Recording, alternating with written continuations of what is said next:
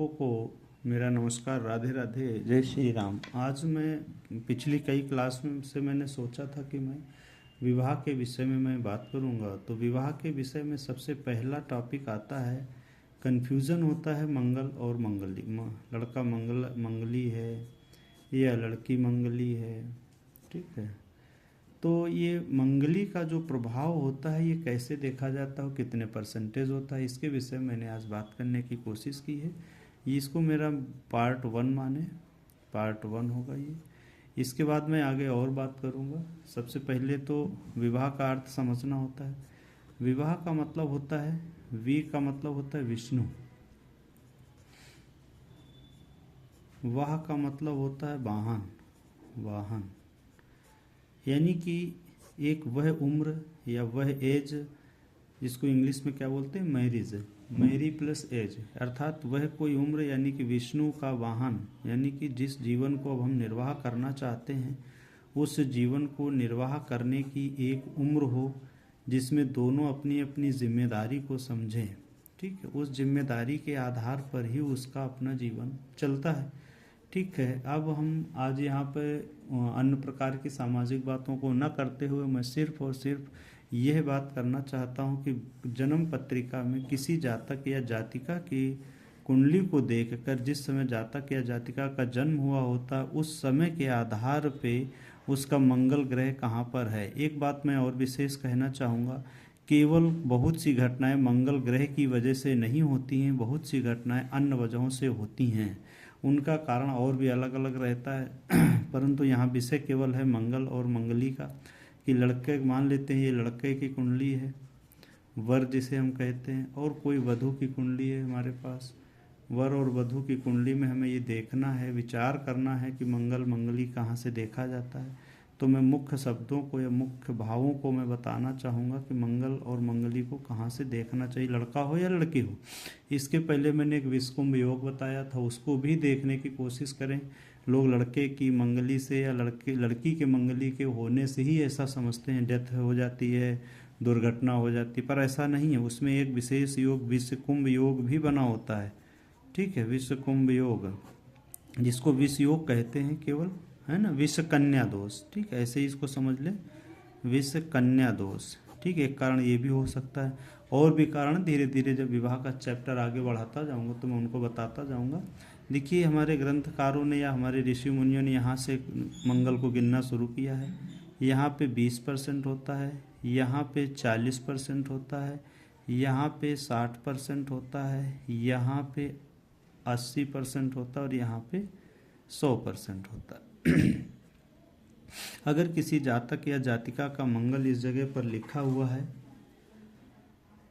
मंगल मंगल मंगल मंगल और मंगल, इस क्रम में अगर कहीं पर भी जातक या जातिका की जन्म पत्रिका में मंगल लिखा हुआ है तो ये क्या हुआ, मंगल दोष हुआ, ठीक है।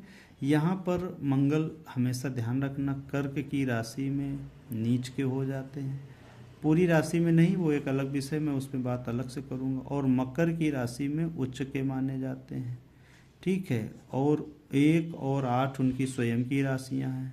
ये 8 राशि ये अग्नि की राशि है, ये जल की राशि है, ठीक है, ये भी जल की राशि है, और ये पृथ्वी की राशि है। पृथ्वी प्लस जल है लेकिन पूर्ण राशि जल की है ये। अब इनका भी हमें ध्यान रखना पड़ेगा कि जातक या जातिका का विवाह मंगल दोष के अलावा और भी क्या बन रहा है। तो मंगल यहाँ से यहाँ से यहाँ से ऐसे जो सूत्र है उसको मैं न बताते हुए मैं सिर्फ आपको सरलतापूर्ण बताने की कोशिश कर रहा हूँ। मंगल अगर 12वें भाव में है, लग्न में है, चौथे भाव में है, सप्तम भाव में और अष्टम भाव में है तो ये मंगली दोष होता है। ये क्या हुआ, रूल नंबर 1 हुआ। क्या कह रहा है कि अगर मंगल इन इन भावों में है तो इसको हम मंगल दोष से जानेंगे, ठीक है। एक प्रथम बात हमारी समाप्त होती है कि मंगल को देखने के लिए मोटी मोटी बात यह है कि लग्न व्यय भाव, लग्न भाव, चौथे भाव, सप्तम भाव और अष्टम भाव में मंगल कहीं पर बैठा है तो हम इसे मंगली दोष कहते हैं, चाहे जातिका की हो या जातक की, यानी वर की हो या वधू की हो कुंडली, ठीक है। एक बात हमारी यहाँ से खत्म होती है। दूसरी बात में अब ये आता है कि क्या मंगल दोष को परिहार माना जाता है। या अभी हम इसी से लगे यहाँ तो एक बात बताना चाहूँगा कि ये तो लग्न से हो गया, अब इसको हम चंद्र लग्न से भी देखते हैं। लग्नों को देखने के लिए दो विशेष बातें होती हैं, लग्न बली है या चंद्र बली है। ठीक है, जो बली है उसका प्रभाव जातक पे ज़्यादा पड़ता है, और मैं तो दोनों को ही देख के चलता हूँ, चंद्रमा को भी और लग्न को भी। लग्न का ये फार्मूला तो इसी तरह से मान लेते हैं, जातक की जन्म पत्रिका में चंद्रमा भी यहाँ पर लिखे हैं, ठीक है, या यहाँ पर लिखे हैं, या यहाँ पर हैं, या यहाँ पर हैं, या यहाँ पर हैं। ठीक है, तो यानी कि ये जातक अपने आप में मंगली दोष में हो गया। ठीक है, अब चंद्रमा से एक बात और बोली कि चंद्रमा से द्वादश कहाँ, यानी कि जब चंद्रमा यहाँ पर होंगे तो ये हो जाएगा मंगल दोष, चंद्रमा से चौथे यहाँ पे हो जाएगा, चंद्रमा से सप्तम, चंद्रमा से अष्टम, चंद्रमा से द्वादश, चंद्रमा से चौथे, चंद्रमा से सप्तम, चंद्रमा से अष्टम, इन भावों में मंगल होने से भी मंगली दोष लगता है। ठीक है, राशियों का ध्यान रखें, ये नीच की है और ये उनकी मित्र राशि स्वयं की राशियाँ हैं।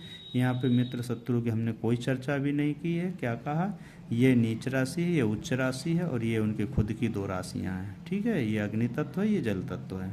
ठीक, अब हमें क्या आगे देखना है कि परिहार के विषय में बहुत से लोग अपनी बात करते हैं, माना कि परिहार होता है, कुछ लोग कहते हैं 28 वर्ष के बाद विवाह करने से परिहार होता है, लेकिन मैं ये मानता हूँ कि जो ग्रह जहाँ बैठा है उसका प्रभाव तो आजीवन रहेगा ही रहेगा। ऐसा नहीं है कि उसमें कोई परिहार होता है, लेकिन अब हम इसको बहुत ज़्यादा पुष्टि भी नहीं कर सकते हैं। मैं यही कहूँगा कि शंका का समाधान है, उसका जो भी कुछ उपाय हमारे ग्रंथों में हो या जो अपने आप अपने अड़ोस पड़ोस में जो देखें उसको माध्यम से अपने उपाय करवा लें। ठीक, परंतु हाँ ये बात ज़रूर ध्यान रखें कि केवल कोई बहुत नुकसान मंगल दोष से हो जाता है, तो ऐसा नहीं है, इस बात का भ्रम हटा दें। मंगल जातक या जातिका के वैवाहिक जीवन में और भी अनेक प्रकार के फैक्टर्स हो सकते हैं, कारण हो सकते हैं, जिनकी वजह से वैवाहिक जीवन उनका अच्छा नहीं चल रहा है, या कोई किसी की डेथ होती है, नुकसान होता है, बीमारी होती है। ठीक है, इसको बिल्कुल भी यहाँ से जोड़ के ना चलें कि मंगल दोष की वजह से ही ये सब कुछ हो रहा है। ठीक है, अब यहाँ पे हम एक बात और करना चाहेंगे कि हमारी लग्न जो होती हैं वो 3 होती हैं। पहला तो हमारा लग्न हुआ, दूसरा हमारा चंद्र लग्न हुआ, तीसरा हमारा आत्मा कारक ग्रह को मान लो या सूर्य को मान लो। तो यहाँ पे हम सूर्य को भी मान रहे हैं, फिर हम चौथे में आत्मा कारक ग्रह को मानेंगे। ठीक है, आत्मा कारक ग्रह। ठीक, तो लग्न तो निश्चित है कि ये होती है हमारी, ये 100% सभी ग्रंथों में यही लिखा कि ये लग्न होती है। अब चंद्रमा जहाँ बैठा उसे हम चंद्र राशि या चंद्र लग्न कहते हैं।